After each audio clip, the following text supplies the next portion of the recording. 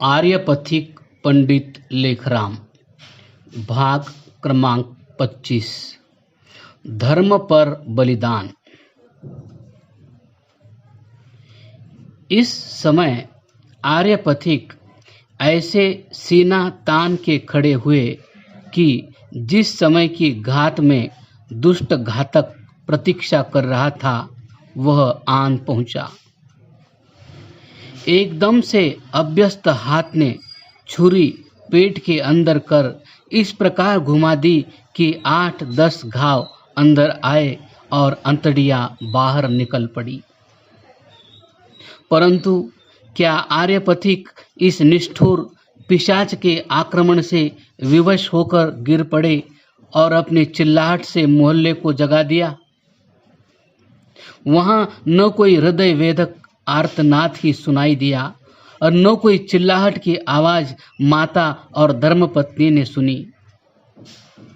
यदि धर्मवीर में यह निर्बलता होती तो लोग दौड़ पड़ते और घातक उसी समय पकड़ा जाता। वहां पतितों पर दया का भाव अभी तक स्थिर था, जिसने घातक को स्पष्ट बचा दिया। अंतड़ियों का बाहर निकालना था कि बाएं हाथ से बाहर निकली हुई अंतड़ियों को संभाल दाहिने हाथ को घातक के हाथ पर डाल दिया। साधारण पुरुष अपने रक्त के दर्शन मात्र से होश गंवा बैठता है, परंतु वीर लेखराम सिंह पुरुष था। बाह के अंदर चाहे रक्त की नदी बह जाए, उसकी सावधानता में मद नहीं आता। पहली झपट में लड़ते भिड़ते सीढ़े के पास जा पहुंचे और घातक के हाथ से छुरी छीन ली। घातक के 2 हाथ और धर्मवीर का केवल 1, और फिर रक्त की धारा बह रही। संभव था कि घातक फिर छुरी छीन ले कि लक्ष्मी देवी ने झूठी लोक लज्जा को परे फेंक कर हाथ जा मारा और छुरी धर्मवीर के हाथ में रह गई। लक्ष्मी देवी ने इस डर से कि कहीं जब तक फिर आक्रमण न करे धर्मवीर को रसोई की ओर खींचा, परंतु घातक के दुष्ट हृदय को इस पर भी संतोष न हुआ और वह खूनी आंखों से डराता हुआ फिर पीछे दौड़ने लगा। फिर माताजी ने दोनों हाथों से उसे पकड़ लिया। उस समय घातक भी हाँकने लग गया था और उसने पास खड़ा एक बेलन झपट कर उठा माताजी के 2-3 चोटें लगाई। वे अचेत होकर भूमि पर गिर पड़ी और घातक सीढ़ियों से नीचे न जाने कहां लुप्त हो गया। कुछ पलों के पश्चात लाला जीवनदास जी बाहर से लौटे तो बड़ा हृदय विदारक दृश्य देखा।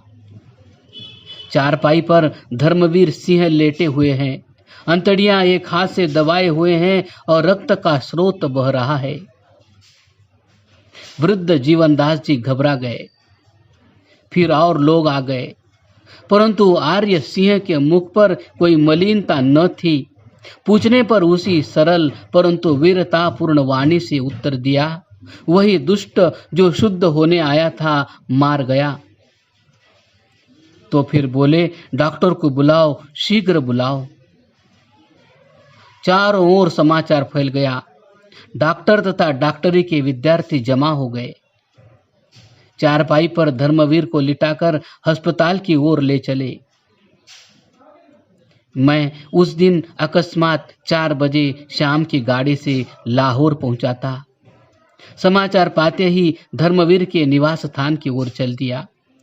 आगे गली के मुहाने पर शहीद सवारी आती हुई मिली और मैं कलेजा थाम साथ हो लिया। अस्पताल पहुंचते ही आर्यवीर को मेज पर लिटाया गया। दुखित मन को संभाल कर मैं आगे बढ़ा। उस समय अंतड़ियां हाउस सर्जन के हाथ में थी। मुझे देखते ही दोनों हाथ जो सिर के नीचे थे उठा लिए और हाथ जोड़े। मेरी अश्रुधारा निकलने को ही थी कि प्यारे लेखराम ने अपने साधारण वीर वाणी से कहा, नमस्ते लाला जी, आप भी आ गए। इस असाधारण दृश्य ने मेरा दिल दहला दिया। अंतुड़ियों की ओर देखकर विश्वास नहीं आता था कि मैं अपने प्यारे मित्र लेखराम से बात कर रहा हूं। ऐसा प्रतीत होता था कि मानो शिमले के वार्षिकोत्सव से लौटकर मुझे नमस्ते कर रहे हैं। फिर बोले, लाला जी, बेअदबियां माफ करना। मैंने बलपूर्वक रोने धोने को रोककर कहा, पंडित जी, आप तो परमात्मा पर पक्का विश्वास रखने वाले हैं। प्रत्येक संकट में उसी का आश्रय ढूंढा करते हैं। उसका ध्यान कीजिए। वह वीरवाणी उत्तर देती है, अच्छा तो शायद मैं अच्छा हो जाऊंगा, परंतु लाला जी मेरे अपराध क्षमा करना। यह कहा और वेद मंत्र का पाठ करने लगे। ओम विश्वानि देव सवितर दुरितानि परासुव यद्भद्रं तन्न आसुव। मरते दम तक इस मंत्र का जप करते रहे। बीच बीच में परमेश्वर तुम महान हो, परम पिता इत्यादि शब्द बोलते रहे। छुरी लगने से 1.25 घंटों के पश्चात डॉक्टर पेरी साहब आए। फिर बराबर 2 घंटों तक डॉक्टर महोदय कटी हुई आंतों को सीते रहे। एक स्थान की आंत कटकर 2 टुकड़े हो गई थी। 8 बड़े बड़े घाव और बहुत से छोटे छोटे घाव थे। डॉक्टर पेरी हैरान थे कि 2 घंटों तक जिसके अंदर से रक्त खुला बहता रहा हो, वह कैसे जीवित रह सकता है। इसलिए उन्होंने कहा कि साधारण अवस्था में तो ऐसे घाव लगने पर कोई मनुष्य बच नहीं सकता, परंतु जिसकी अब तक यह चेतना शक्ति है, वे शायद बच जाएं। यह समझ भी जाए तो मिरेकल अर्थात चमत्कार ही समझना चाहिए। 1:30 बजे रात तक बराबर सचेत थे। केवल परमेश्वर नाम का जप था। न घर वालों की चिंता और घातक पर अप्रसन्नता और न मौत का डर। यदि चिंता थी तो आर्य समाज की, और यदि ध्यान था तो उस महायज्ञ की ओर जो ऋषि दयानंद रच गए थे। धर्मवीर ने न तो माता और धर्मपत्नी की चिंता की, क्योंकि उनको विश्वास था कि परमेश्वर उनका सहायक है, और न ही घातक का पता लगाने को कहा, क्योंकि जिस वैदिक धर्म के वह सच्चे सेवक थे, वह बदला लेने की शिक्षा नहीं देता। अंतिम आदेश अपने सहधर्मियों को यह दिया कि आर्य समाज से लेख का काम बंद नहीं होना चाहिए।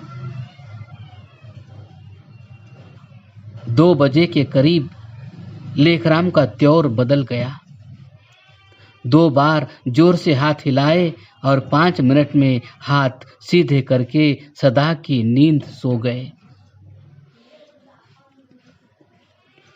पौ फटते ही धर्मवीर की मौत का समाचार विद्युतवत सारे लाहौर नगर में फैल गया। क्या हिंदू, क्या जैनी, क्या सिख, सब दुखी प्रतीत होते थे। अपने प्यारे से प्यारे बच्चे की मौत पर इतना कष्ट न हुआ होगा जो इस समय आर्य संतान मात्र को लेखराम का वध का समाचार सुनकर हुआ। सब ने छोटे छोटे विरोधों को भुला दिया। 10 बजे के अनुमान धर्मवीर के मृतक शरीर वाले कमरे के सामने का मैदान आर्य संतानों से भर गया। वे लोग जिन्होंने आर्य मंदिर में कभी पैर भी नहीं रखा था, इस जनसमूह में दिखलाई देने लगे।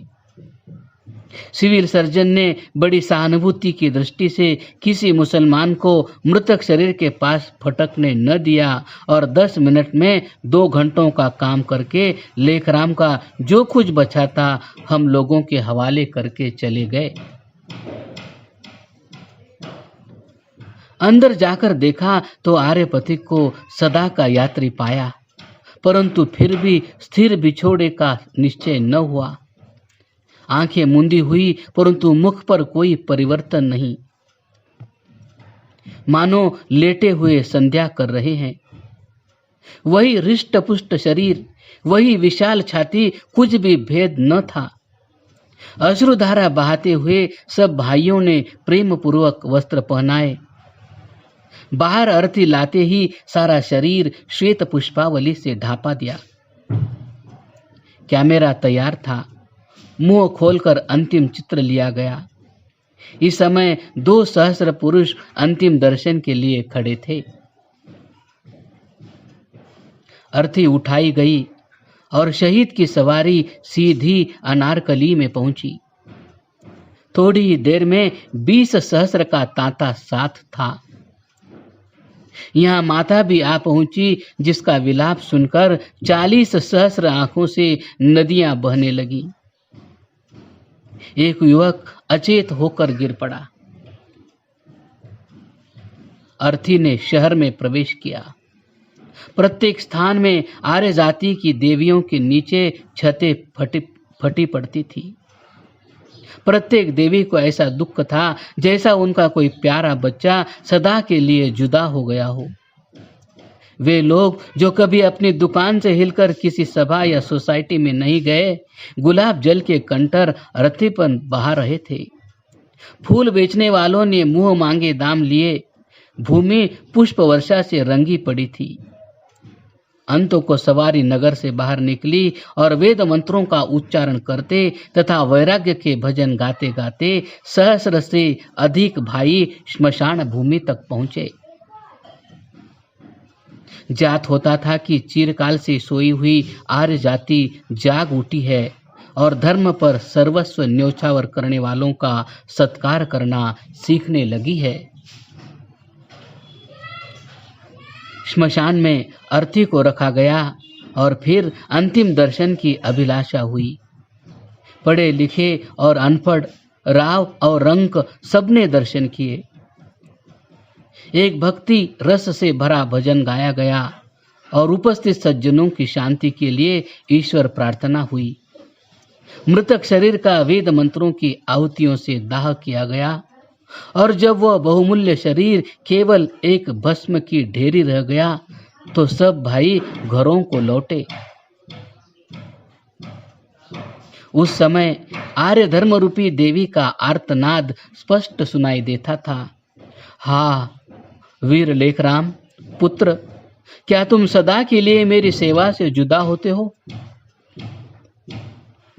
इस प्रश्न का उत्तर मेरे अंदर से निकला।